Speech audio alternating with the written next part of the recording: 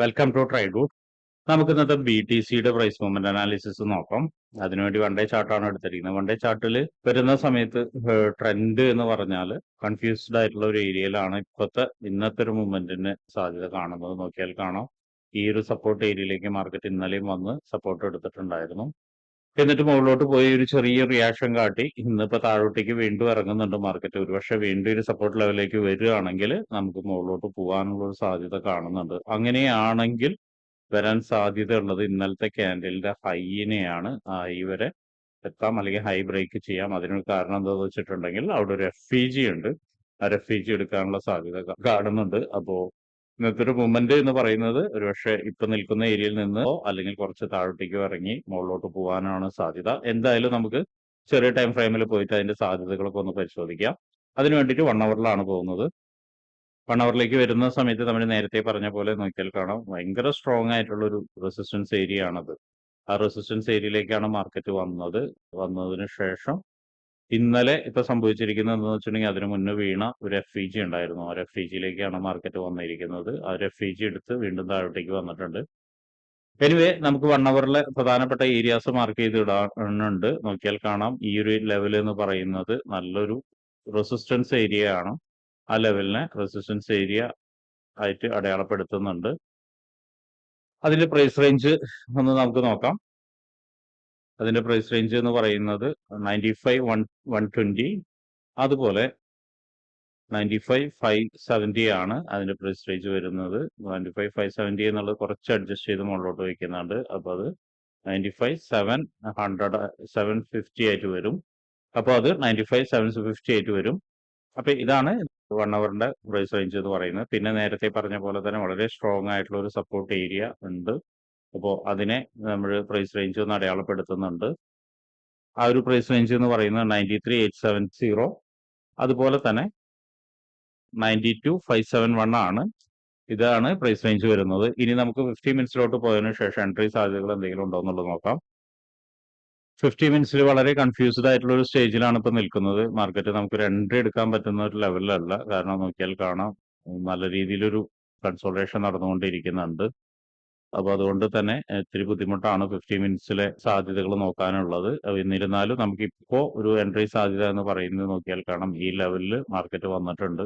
വന്ന ലെവൽ എന്ന് പറയുന്നത് 94,189, അതുപോലെ 93,904 ആണ്. ഇപ്പൊ ഇവിടെ നിന്ന് നമുക്കൊരു കൺഫർമേഷൻ കിട്ടുകയാണെങ്കിൽ, നമുക്ക് ചെറിയ ടൈം ഫ്രെയിമിൽ പോയിട്ട് കൺഫർമേഷൻ കിട്ടുകയാണെങ്കിൽ നമുക്കൊരു ബൈ എൻട്രി നോക്കാവുന്നതാണ്. എന്നിരുന്നാലും അതൊരു വലിയൊരു റിസ്ക് റിവാർഡ് കിട്ടാനുള്ള സാധ്യതയില്ല. കാരണം നോക്കിയാൽ കാണാം, തൊട്ട് മുകളിൽ തന്നെ നല്ലൊരു സപ്ലൈ നടന്നൊരു ഏരിയ ആണ്.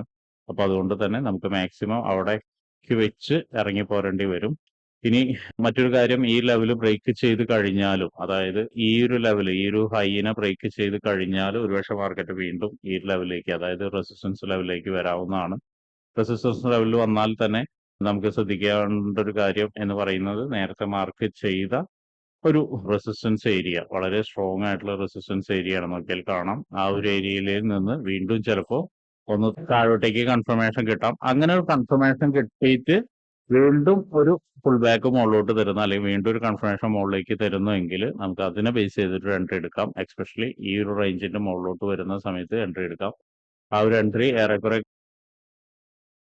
ഒരു എൻട്രിയുടെ ടാർഗറ്റ് എന്ന് പറയുന്ന ഏറെക്കുറെക്ക് ഈ ലെവൽ വരെയൊക്കെ നമുക്ക് എക്സ്പെക്ട് ചെയ്യാവുന്നതാണ്. നോക്കിയാൽ കാണാം, ഇവിടെ സ്ട്രോങ് ആയിട്ടുള്ള റെസിസ്റ്റൻസ് ഏരിയ ഉണ്ട്. മാത്രമല്ല ഒരു സപ്ലൈ നടന്നതും കൂടിയാണ്. അപ്പൊ ആ ഒരു ലെവലിലേക്ക് മാർക്കറ്റ് വരാനുള്ള ഒരു സാധ്യത കാണുന്നുണ്ട്. അതിന്റെ റേഞ്ച് ഒന്ന് നമുക്ക് അടയാളപ്പെടുത്താം. അതിന്റെ പ്രൈസ് റേഞ്ച് എന്ന് പറയുന്നത് 97,290, അതുപോലെ 97,610 ആണ്. ആ ഒരു ലെവലിലേക്ക് മാർക്കറ്റ് ഒരു പക്ഷേ ഈ ഒരു ഹൈനെ ബ്രേക്ക് ചെയ്താൽ, അതായത് ഈ റെസിസ്റ്റൻസിനെ ബ്രേക്ക് ചെയ്ത് എത്താവുന്നതാണ്. ഇനി താഴോട്ടേക്കുള്ള വരവ് നമുക്കൊന്ന് നോക്കാം. താഴോട്ടേക്ക് എന്ന് പറയുമ്പോൾ നേരത്തെ പറഞ്ഞ പോലെ തന്നെ ഈ ഒരു റേഞ്ചിനെ ബ്രേക്ക് ചെയ്യാൻ ഇത്തിരി ബുദ്ധിമുട്ടുള്ള കാര്യമാണ്. കാരണം അത്രയധികം ഫോട്ടോ എടുത്തിട്ടുണ്ട്. അതുകൊണ്ട് തന്നെ കുറച്ച് കൺഫ്യൂഷൻ ആണ് താഴോട്ടേക്ക് വന്നിട്ട് നമുക്ക് എവിടെ നിന്ന് എൻട്രി കിട്ടുന്നുള്ളത്. എന്തായാലും ഈ ഒരു ലെവല് ഒന്ന് മാർക്ക് ചെയ്ത് വെക്കുക. ഈ ലെവല് എന്ന് പറയുന്നത് റേഞ്ച് ഒന്ന് കാണിച്ചു തരാം. 93,400, അതുപോലെ 92,800 ആണ് ഈ റേഞ്ച് എന്ന് പറയുന്നത്. ഈ റേഞ്ചിൽ ഒന്ന് മാർക്ക് ചെയ്ത്, ഒരുപക്ഷെ മാർക്കറ്റ് ഇവിടേക്ക് വരുന്ന സമയത്ത് ഇവിടെ നിന്ന് എൻട്രി സാധ്യത കിട്ടാനുള്ള സാധ്യത ഉണ്ട്. അപ്പൊ അതൊന്ന് നോക്കുക. അപ്പൊ ഇത്രയാണ് ഇന്നത്തെ BTCയിലുള്ള പ്രൈസ് മൂവ്മെന്റ് അനാലിസിസ്.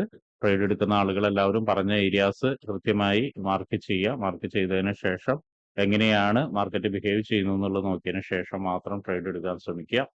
അപ്പൊ ഇങ്ങനെയുള്ള കാര്യങ്ങളൊക്കെ നിങ്ങൾക്ക് പഠിക്കാൻ താല്പര്യമുണ്ടെങ്കിൽ ട്രേഡ് റൂട്ടുമായിട്ട് ബന്ധപ്പെടാം. അത് ഫ്രീ ആയിട്ട് ട്രേഡിങ്ങിന്റെ കാര്യങ്ങളൊക്കെ നിങ്ങൾക്ക് പഠിക്കാവുന്നതാണ്. അതിനു വേണ്ടിയിട്ട് ഈ വീഡിയോയുടെ ഡിസ്ക്രിപ്ഷനിൽ ഒരു ഗൂഗിൾ ഫോം കൊടുത്തിട്ടുണ്ട്. ആ ഗൂഗിൾ ഫോം കൃത്യമായി വായിച്ച് അതിലുള്ള കണ്ടീഷൻസ് ഒക്കെ ഓക്കെ ആണെങ്കിൽ മാത്രം ഫിൽ ചെയ്യുക.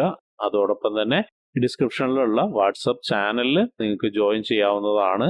അവിടെ ട്രേഡ് റൂട്ടിന്റെ അപ്ഡേറ്റ്സ് ലഭിക്കുന്നതാണ്. അപ്പൊ എല്ലാവർക്കും ഇന്നൊരു പ്രോഫിറ്റബിൾ ഡേ ആവട്ടെ എന്ന് ആശംസിക്കുന്നു.